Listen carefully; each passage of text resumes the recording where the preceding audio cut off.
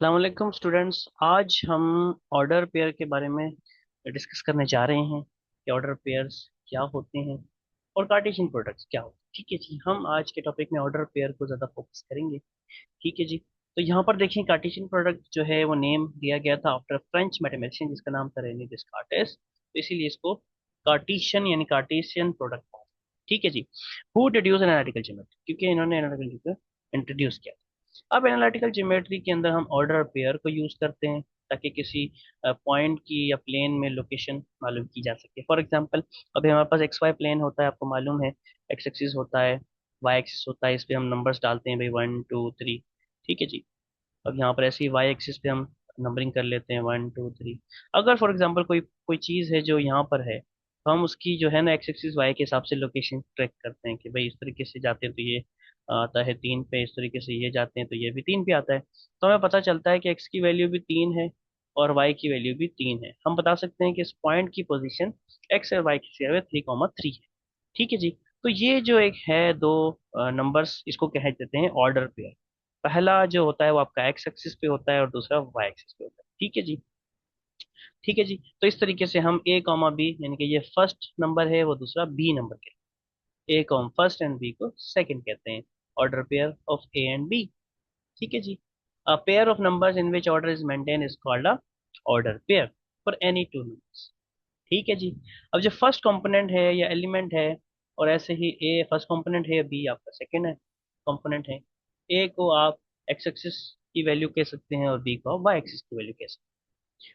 अब यहाँ पर हम जो बात कर रहे हैं असल वो ये है कि अगर दो ऑर्डर पेयर्स इक्वल कब होते हैं। दो ऑर्डर पेयर इक्वल तब होते हैं जब उनकी जो वैल्यूज हों, यानी कि ए की वैल्यू सेकेंड ऑर्डर पेयर की सी की वैल्यू के बराबर हो, इसी तरीके बी डी के बराबर हो, यानी कि फर्स्ट एलिमेंट दूसरे के फर्स्ट एलिमेंट के बराबर हो।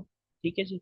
इसी तरीके से दूसरी जो फर्स्ट एलिमेंट है पहले सेट का या पहले ऑर्डर पेयर का, वो दूसरे ऑर्डर पेयर के सेकेंड एलिमेंट के बराबर होता है। इस तरीके से हम इसको सॉल्व करते हैं। अब यहाँ पर देखो एक्स और वाई की वैल्यू मालूम करनी है, जबकि आपको दिया हुआ x+5, 8 एक पहला ऑर्डर पेयर है, दूसरा 9, और y-6 सेकेंड ऑर्डर पेयर, दोनों इक्वल है। तो इन दोनों को इक्वेट करेंगे हम, यानी कि फर्स्ट एलिमेंट को फर्स्ट एलिमेंट की वैल्यू के साथ इक्वेट करेंगे और सेकंड एलिमेंट को सेकंड एलिमेंट की वैल्यू के साथ इक्वेट करेंगे, यानी कि एक्स को एक्स के साथ, वाई को वाई के साथ। तो 9 बराबर हो जाता है x+5 के यहाँ पर। ठीक है जी। इसी तरीके से हम एक्स की वैल्यू मालूम करेंगे तो जाहिर है 5 को लेफ्ट हैंड साइड में भेजेंगे तो ये प्लस का है, वहाँ जाकर 5 माइनस का हो जाएगा। तो एक्स की वैल्यू हमारे पास 4 आ जाती है।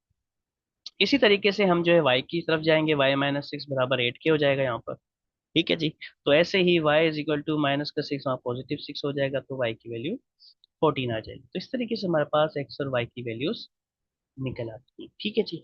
तो इसी तरीके से आप क्वेश्चन नंबर 1 को जो है सॉल्व कर सकते हैं। क्वेश्चन नंबर 1 मैं आपको दिखा देता हूँ। क्वेश्चन नंबर 1 में आपने क्या करना है, देखिए जी। क्वेश्चन नंबर 1 जो है 17.5 का, वो इसी कॉन्सेप्ट से सोल्व सॉल्व होता है। ठीक है जी। बहुत आसान है, आप कर सकते हैं आसानी से। आपके पास ये सेम ऑर्डर पेयर्स दिए हुए हैं, दोनों इक्वल हैं। तो आपने क्या करना है, फर्स्ट ऑर्डर पेयर को फर्स्ट एलिमेंट से बराबर कर देना है, सेकेंड एलिमेंट को सेकेंड एलिमेंट से इक्वेट कर देना है, यानी कि A is equal to C और B is equal to D, अगर हम इसको ए बी सी और डी कंसिडर करें। ठीक है जी। ए बराबर सी के, बी बराबर डी के। तो यहाँ पर x-5 बराबर हो जाएगा 11 के, माइनस का 5 वहाँ जाके +5 हो जाएगा। इस तरीके से x की वैल्यू 16 आ जाती है। यहाँ पर अगर हम y की बात करते हैं तो y-7 बराबर होता है 10 के।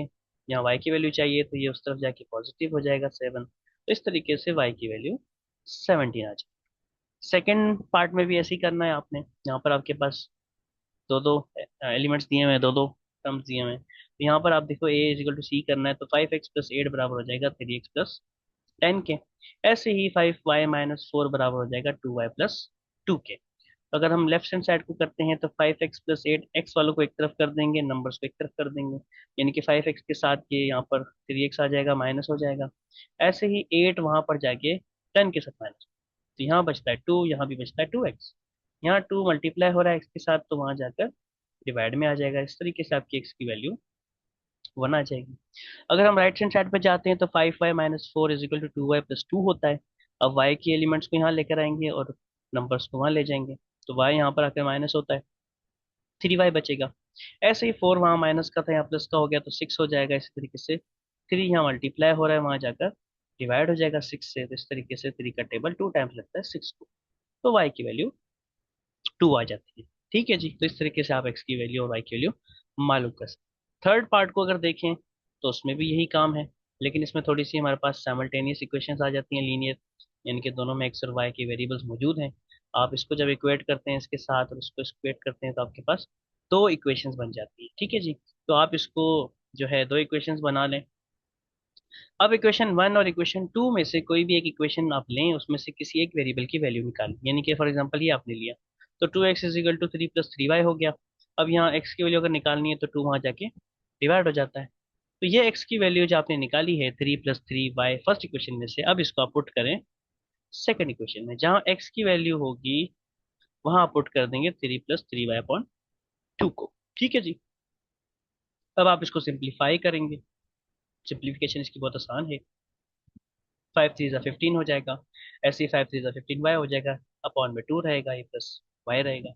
ऐसे ही अब इसका आप किस तरीके से एलसीएम लेते हैं आपको मालूम है, ये 2 यहाँ मल्टीप्लाई हो जाएगा, बाकी वैल्यू सेम आ जाएंगी, 15 + 15y प्लस का 2y/2 = 16। ये 2 यहाँ मल्टी डिवाइड है, वहाँ जाके मल्टीप्लाई हो जाएगा, तो 16 × 2 = 32, और यहाँ पर अगर कोई कॉमन एलिमेंट्स है तो वो ऐड हो जाएंगे, तो 17y हो जाएगा, 15 + 17y। तो यहाँ पर अब देखिए 15 + 17y है, वहाँ जाके 15 माइनस होगा 32 में से, तो आपके पास इसका आंसर बचेगा कितना, 17। अब 17 को 17 से हम यहाँ मल्टीप्लाई में वहाँ जाके डिवाइड हो जाएगा, तो आंसर आएगा y का 1। अब ये जो आपको y का आंसर मिला है फ्रॉम फर्स्ट इक्वेशन, इसको पुट करेंगे हम किसी भी दूसरी इक्वेशन में, चाहे चाहे तो आप फर्स्ट इक्वेशन में ही दोबारा पुट कर सकते हैं।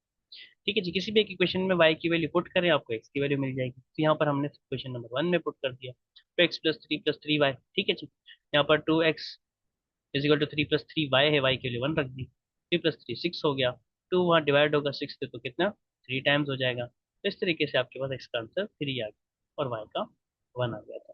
तो इस तरीके से आप क्वेश्चन नंबर 1 को आसानी से सॉल्व कर सकते हैं। ठीक है जी स्टूडेंट, आज के लिए इतना ही था। ऑर्डर पे हमने पढ़ा, इंशाल्लाह हम नेक्स्ट क्लास में कार्टेशियन प्रोडक्ट को पढ़ेंगे। आज के लिए इतना ही था। टेक केयर, अल्लाह हाफिज।